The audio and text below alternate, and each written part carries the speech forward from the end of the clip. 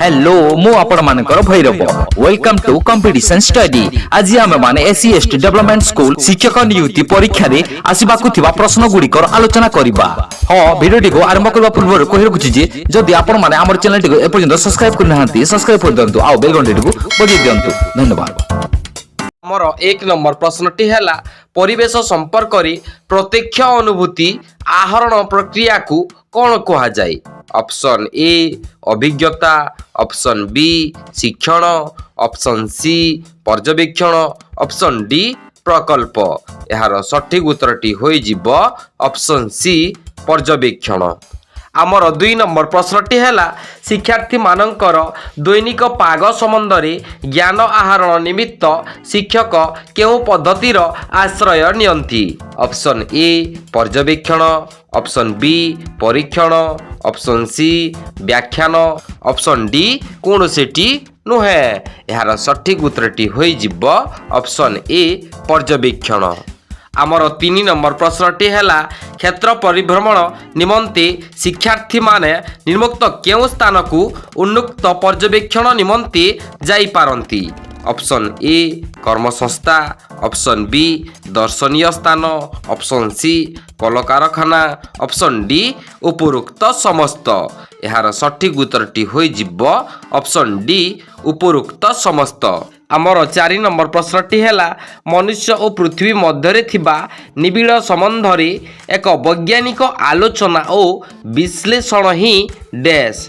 Option A विज्ञान, option B परिवेश, option C इतिहास, ऑप्शन डी भूगोल। यार सठिक उत्तरटी होई जिवो ऑप्शन डी भूगोल। आमर 5 नंबर प्रश्नटी हैला सामाजिक विज्ञान रे मानचित्र अध्ययन द्वारा शिक्षार्थी मानकर केउ प्रकारर शक्तिर विकास होई थाए। ऑप्शन ए मानसिक, ऑप्शन बी शारीरिक, ऑप्शन सी पर्यवेक्षण, ऑप्शन डी प्रयोग। यार सठिक उत्तरटी होई जिवो ऑप्शन सी पर्यवेक्षण। आमर 6 नंबर प्रश्नटी हैला केउ पद्धति रे कर्म द्वारा शिक्षा अपेक्षा जीवन द्वारा शिक्षार गुरुत्व अधिक थाए।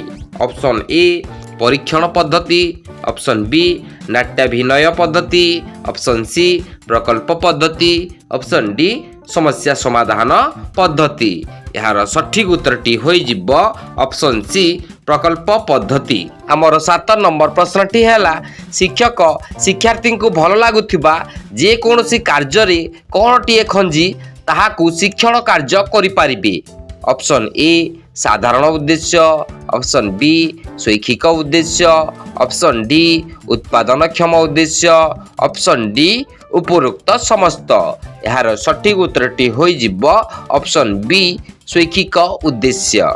आमर 8 नंबर प्रश्नटी हैला केउ अमेरिकीय शिक्षाविद मतरे प्रकल्प हेउछि गोटिए समस्यामूलक कर्म जहाँकि स्वाभाविक परिवेश मध्य संपादित होइथाए। Option A Kilpatrick, option B Stevenson, option C Gagne, option D Bruner. यार सठिक उत्तरटी होई जिवो ऑप्शन बी स्टीवेंसन। आमर 9 नंबर प्रश्नटी हैला प्रकल्प पद्धति एक केउ पद्धति।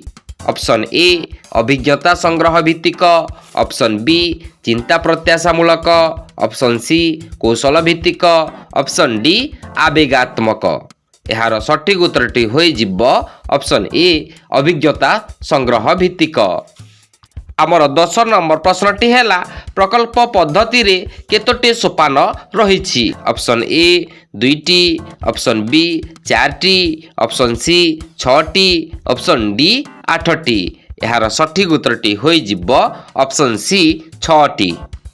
हमको जदि आम वीडियो पसंद लागिला लाइक शेयर एंड सब्सक्राइब करी बेल घंटी को बजाय दियंतु। धन्यवाद।